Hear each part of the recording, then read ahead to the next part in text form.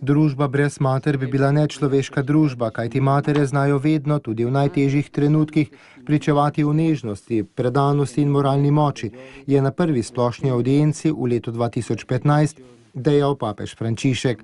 Kateheza je govorila o materah, njihovi središčni vlogi v življenju posameznika, družbe in cerkve. Sveti oče je v dvorani Pavla VI. Pred več tisoč romarji še dejal, da ne cenimo ustrezno prispevka mater k življenju in družbi, njihovih dnevnih žrtev in njihovih teženj.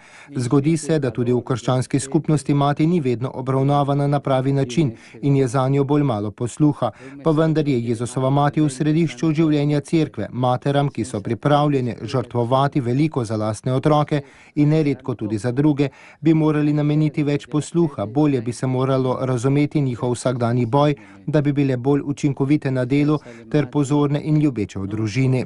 Papež je nadaljeval, da so matere najmočnejši protistrup za širjenje egoističnega individualizma, upadanja odprtosti, velikodušnosti in skrbi za druge.